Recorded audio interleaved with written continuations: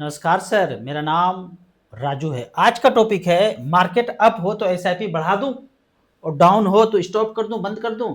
इस तरह का गलती ना इन्वेस्टर हमेशा करते रहते हैं। जैसे लगता है कि शेयर मार्केट में ट्रेडिंग कर रहे हैं। ये म्यूचुअल फंड है भाई, और उसमें भी एसआईपी कछुआ के चाल से चलते रहना है। बाद में जो है लॉन्ग टर्म में पोर्टफोलियो बनेगा, तुरंत कुछ नहीं हो सकता है।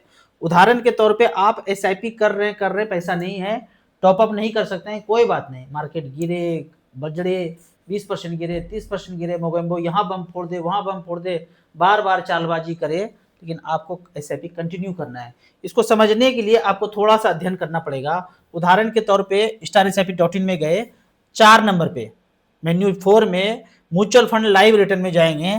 हमने कोटक सेलेक्ट किया। जो भी आपके पास एएमसी है, स्कीम है, उसको सेलेक्ट कीजिए। कोटक को हमने उदाहरण के तौर पे सेलेक्ट किया और यहाँ स्कीम सेलेक्ट किया कोटक स्मॉल कैप।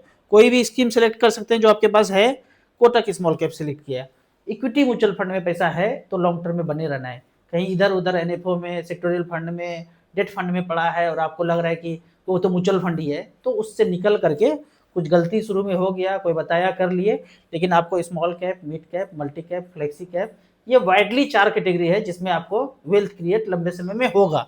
यहाँ पे कोटक स्मॉल कैप लिया, 8,000 रुपये पर मंथ, कोई भी अमाउंट लिख सकते हैं, लेकिन हमने 8,000 सेलेक्ट किया है एवरेज।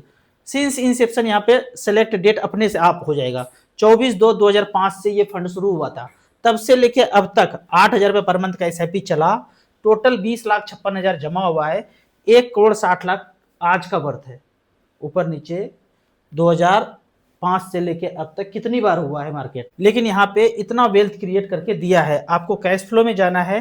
कैश फ्लो में आप चेक करेंगे तो 2005 से लेके सिंस इंसेप्शन, जब से ये एनएफओ शुरू हुआ, क्या क्या एनएवी प्राइस रहा, 8,000 रुपया दिए तो आपको कितना यूनिट मिला। उस 8,000 का जो पहली बार लगाया था उसका आज वैल्यू क्या है, टुडे वैल्यू 2,15,000 है। एक बार जो 8,000 गया उसका वैल्यू 2,15,000 है।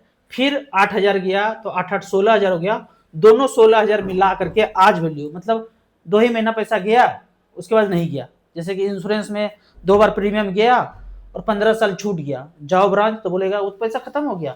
आपको पता नहीं है, लिखा था छोटे छोटे अक्षर में, आपने साइन किया था, 8-16,000 लेने आए हैं, यहाँ अभी तक कहाँ थे। लेकिन म्यूचुअल फंड में अगर वो small cap, Kotak small cap या कोई भी इक्विटी फंड में हो, 2 किस्त जा करके उसके बाद आप भूल गए, खत्म हो गए, और कागज कहीं से मिल गया, तो 16,000 का वैल्यू आज है 4,33,000। ये कहीं जाएगा नहीं, खत्म हो गया, सड़ गया, फ्रीज हो गया, लेके भाग गया। अभी तक म्यूचुअल फंड में ऐसा नहीं हुआ है। आगे मोगेम्बो कुछ नियम चेंज करे तो कुछ हो सकता है। कोई भी जो नियम है आपको लगता है कि यहां से हो रहा है, पर वो 7 समंदर पार से आता है नियम, पूरे को वही चला रहा है।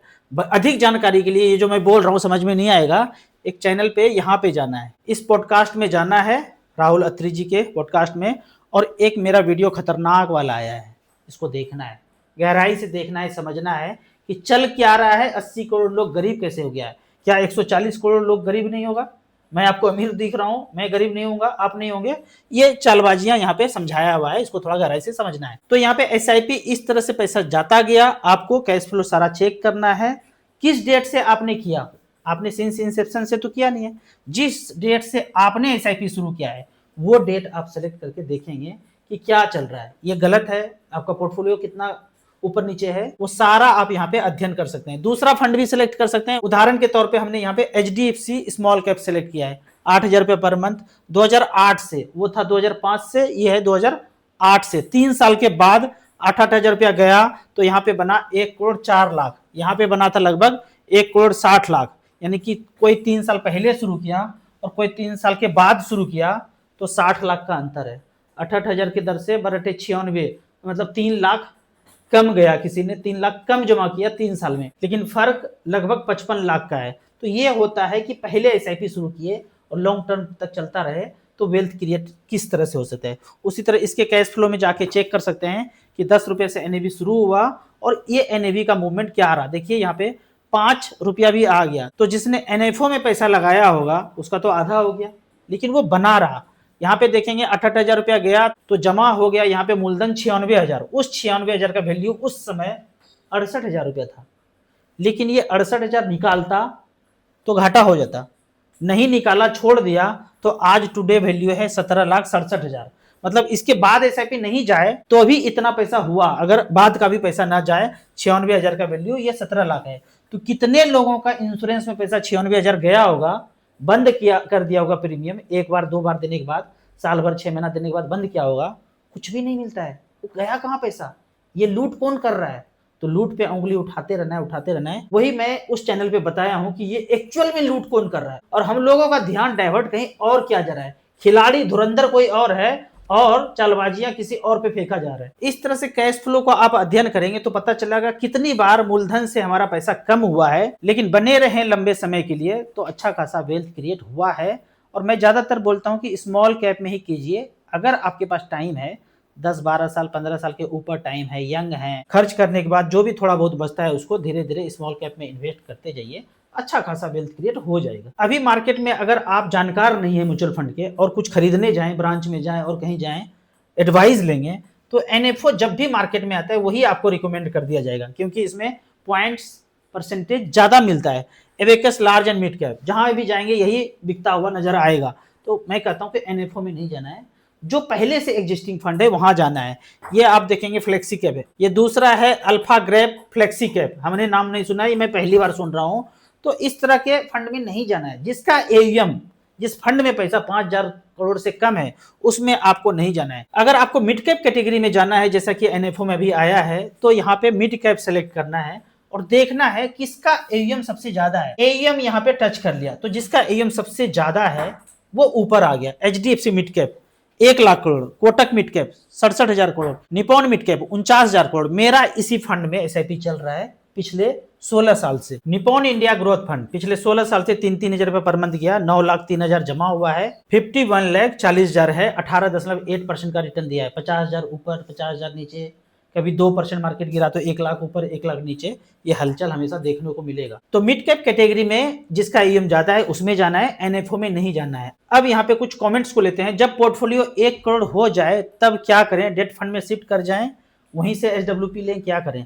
जब आपका 1 करोड़ हो जाएगा ना, तब तक आपको ज्ञात भी हो जाएगा कि क्या करना है। अगर लॉन्ग टर्म में आप पैसा इन्वेस्टेड हैं 15 साल 12 साल 10 साल के बाद, तो उसी फंड से आप एसडब्ल्यूपी कर सकते हैं, दूसरे फंड में स्विच करने का जरूरत नहीं है। लेकिन आप चाहते हैं कि मैं रिस्क कम लूं, रिस्क लेने का क्षमता इतना नहीं है, तो फिर मैं बोलूंगा मल्टी कैप फ्लेक्सी कैप या बैलेंस कैटेगरी में जा करके भी आप ले सकते हैं। जाहिर सा बात है स्मॉल कैप में ज्यादा रिस्क है, जब गिरेगा मार्केट तो स्मॉल कैप ज्यादा गिरेगा, large cap multi cap flexi cap small cap की तुलना में कम गिरेगा। तो रिस्क लेने का क्षमता हो तो स्मॉल कैप में बने रहिए, नहीं रिस्क लेने का क्षमता हो तो दूसरे कैटेगरी में आप स्विच करके वहां से एसडब्ल्यूपी ले सकते हैं। मुझे 1,00,000 रुपया लमसम करना है, स्मॉल कैप में कौन सा सही रहेगा, मोतीलाल स्मॉल कैप या कोई और? अगर तो आपके पास 1,00,000 रुपया है और पहले से पोर्टफोलियो है तो 25-25 हजार करके 4 फंड में कीजिए। मोतीलाल स्मॉल भी ले लीजिए, बंधन भी ले लीजिए, axis small cap, HDFC small cap, इस तरह से करके 4 फंड में डाइवर्सिफाई करके लगा दीजिए। मेरे पास 50 लाख रुपया है, 10 साल का टाइम है, कहां लगाऊं? अगर मेरे पास 50 लाख होता और 10 साल का ही टाइम होता तो मल्टी कैप और फ्लेक्सी कैप में चुनता, जिसका एयूएम सबसे ज्यादा है। 10-10 लाख रुपया करके 5, 2 मल्टी कैप या 3 मल्टी कैप, 2 फ्लेक्सी कैप या 3 फ्लेक्सी कैप, इस तरह से करके 10-10 लाख रुपया करके 5 फंड में लगाता, लंबे समय के लिए छोड़ देता।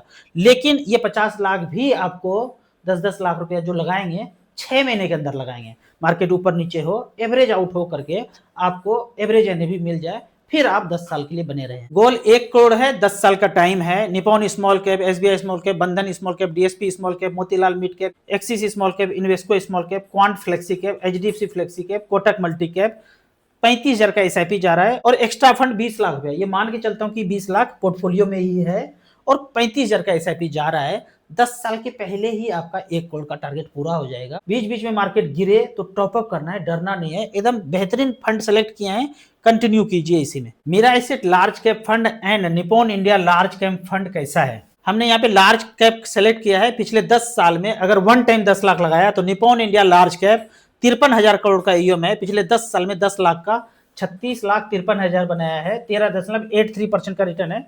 परसेंटेज को मैं कम देखता हूं, एईएम को ज्यादा देखता हूं। 53,000 करोड़। फिर आपने दूसरा फंड बोला Mirae asset large cap 38,000 crore. दोनों ही फंड बेहतरीन है, जो भी पैसा हो बराबर बराबर करके दोनों में लगा सकते हैं। 12.32% का रिटर्न इसने पिछले 10 साल में जनरेट करके दिया है, जो कि bank, post office, safe, safer, safest किसी भी कैटेगरी से ज्यादा अच्छा है। इसीलिए म्यूचुअल फंड को लंबे समय में कोई भी कैटेगरी आप लेंगे ना तो बाकी एसेट क्लास से ये आपको ज्यादा अच्छा रिटर्न दे पाएगा। अगर मैं यहाँ पे एएम वाइज सेलेक्ट करूं, अभी जो आपने शॉर्ट देखा था वो रिटर्न वाइज था, एएम वाइज अगर मैंने सेलेक्ट करके देखा तो आईसीसी लार्ज कैप 79,000 करोड़ का एएम है और 13.23% का रिटर्न पिछले 10 साल में दिया है। फिर एसबीआई का नंबर आता है 11.7% का रिटर्न दिया है, 55,000 करोड़ का एएम है, 10 लाख लगाया, एज एफडी मान के चलिए 10 साल के लिए एफडी किया तो 30,26,000 हुआ है। जो बैंक एफडी में टैक्स का ज्यादा चक्कर है, म्यूचुअल फंड में थोड़ा सा कम है, यहाँ भी टैक्स है लेकिन बैंक की तुलना में, एफडी की तुलना में थोड़ा सा कम है। तो इस तरह से जिनको रिस्क लेने का क्षमता कम है, पोर्टफोलियो अच्छा खासा बन गया है, 2 करोड़ 4 करोड़ 5 करोड़ बन गया है, एज हो गया है, अब रिस्क नहीं ले सकते हैं,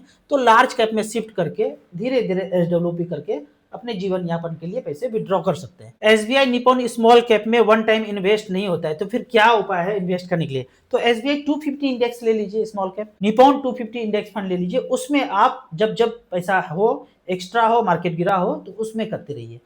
एसआईपी जो चल रहा है एसबीआई निपॉन में, एसआईपी चलने दीजिए स्मॉल कैप में, और वन टाइम करना है तो इसी का 250 इंडेक्स फंड ले लीजिए, उसमें करते रहिए। स्मॉल कैप में एसडब्ल्यूपी कितना परसेंट सही रहेगा? अगर 10 साल से ऊपर आपका इन्वेस्टमेंट है तो 1% ले सकते हैं। अगर 20 लाख रुपया है तो 20,000 रुपये पर मंथ ले सकते हैं, बशर्ते 10 साल से आपका पुराना पोर्टफोलियो हो, और जरूरत नहीं है तो कम करके ले सकते हैं, ज्यादा तो ले नहीं सकते हैं। 20 लाख है, 20,000 का जरूरत नहीं है, 18,000 15,000 13,000 14,000 है तो उतना लेना है, मैक्सिमम 20,000 तक ले सकते हैं, उससे ज्यादा नहीं लेना चाहिए। आपको इसी तरह या उसी तरह म्यूचुअल फंड के बारे में और कुछ जानना है, इन्वेस्टमेंट के बारे में जानना है तो इस नंबर पर मुझे व्हाट्सअप कर सकते हैं। अभी तक म्यूचुअल फंड एसआईपी शुरू नहीं किए हैं तो 500 रुपया पर मंथ StarSIP.in में लॉगिन करके ऐप डाउनलोड करके शुरू कीजिए, धीरे धीरे समझ बढ़े, फिर आप ज़्यादा पैसा यहाँ पे इन्वेस्ट कीजिए। आपको याद दिला दूं, मैं एक MP registered mutual fund distributor हूँ। आप इसी तरह से कमेंट सेक्शन में क्वेश्चन पूछते रहिए। वीडियो अच्छा लगे तो लाइक एंड शेयर कीजिए। Thank you so much.